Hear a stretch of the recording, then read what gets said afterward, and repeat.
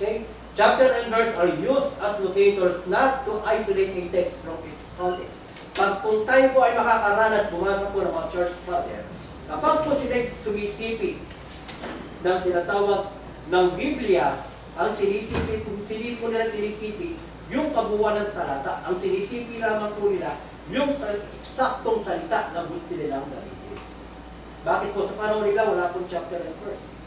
So ngayon po, meron po tayong chapter and verse. Ito po yung ginagamit natin as locator para madali po natin makita kung saan po natin hahanapin yung talata ng Biblia.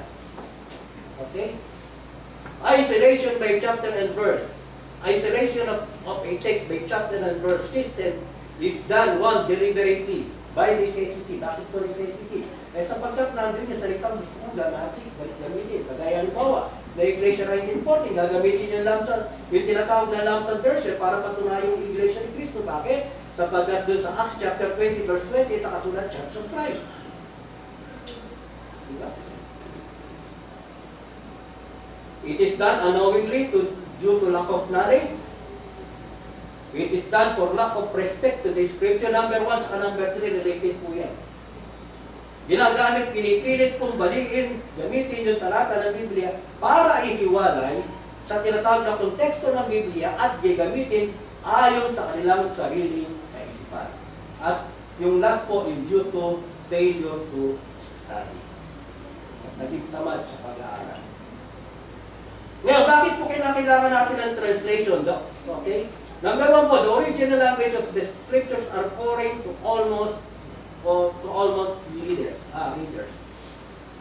Hindi po natin naiintindihan. Kaya kinakailangan ito i-translate doon sa lingwahe na ating maunawaan. At ang unang nag-initiate po niyan ay si John Wycliffe. Siya po ang nag-credited na nagsalin po ng Biblia sa lingwahe English. Pero hindi po ito na-print. Unwritten lamang po yun. Siya ay sinundan po ni William Tyndale nung i-print po niya yung kanyang Bible na first printed English Bible, yung pong Tyndale's version.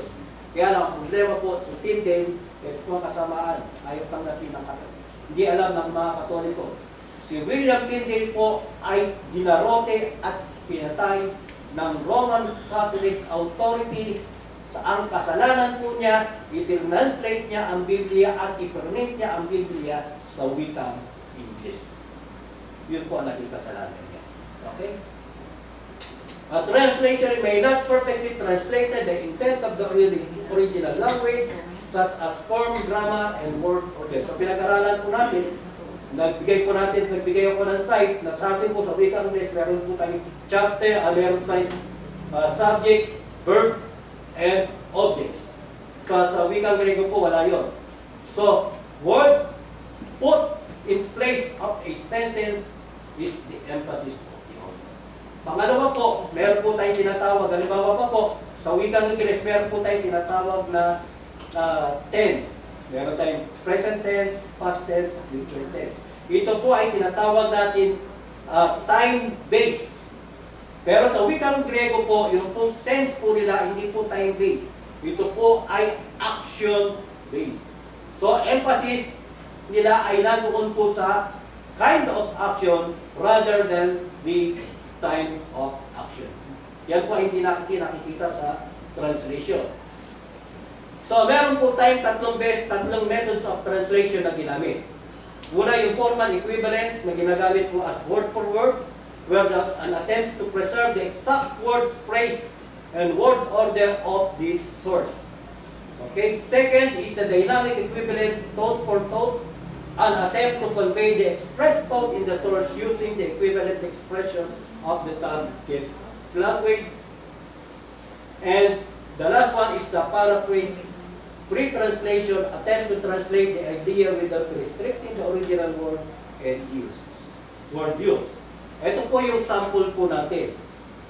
Formal equivalence po, doon po sa New King James Version, sabi po ron, yung salitang rightly dividing the word of truth against doon po sa Darwinic cutting in a straight line. Ito po ay literal translation. Ang problema lamang po rito, sa ating pong mga ngaral, sinasabi nila, para matutunan mo ang Biblia, kailangan matutunan mong bahaginin ang Biblia. tinapo yun. Mali pong pagkaunawa ng salitang rightly dividing the word of truth. Bakit po? Sapagkat yung pong salitang orthotomeo, ito po ay literally means cut as path in a straight direction. Yan po yung literal meaning. But figuratively, it means it's aright. So, ang problema po sa formal equivalence, mas mahirap po siya unawain.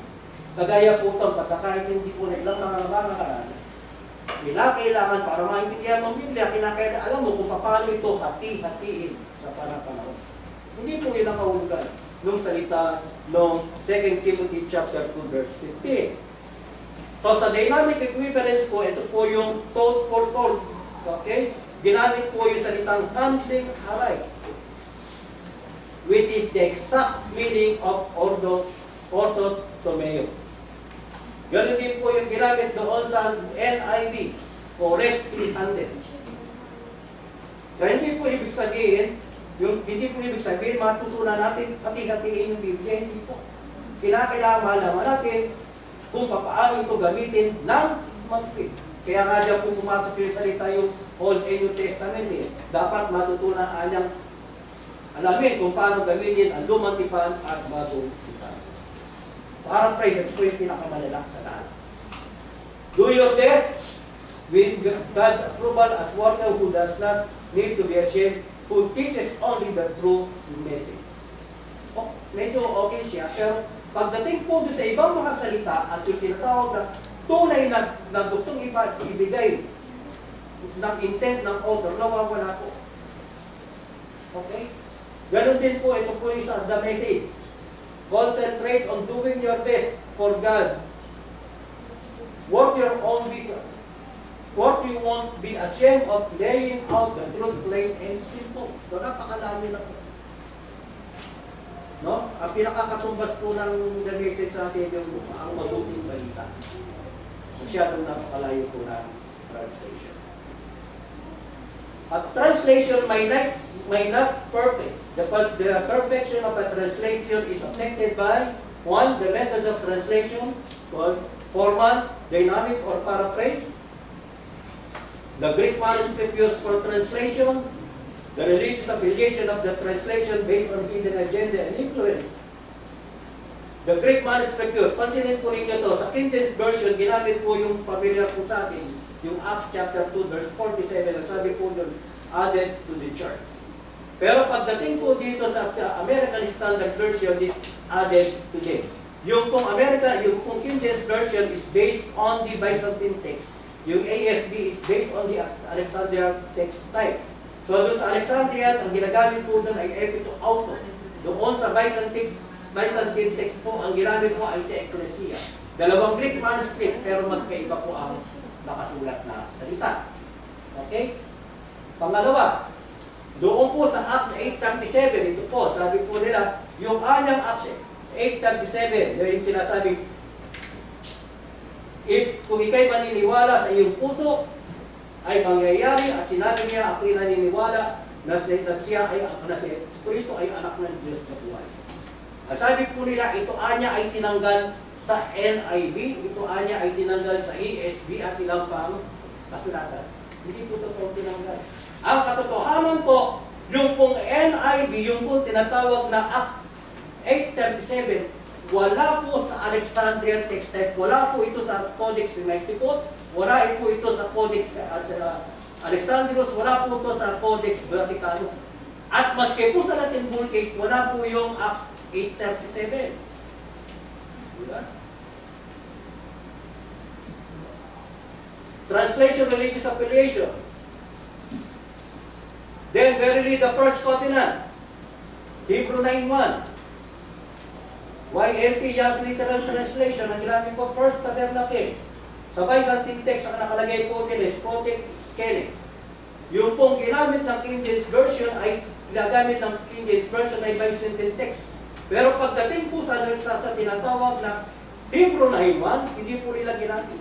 In-insert, tinanggal po nila yung salitang tabernacle, ipinasok po nila yung salitang covenant.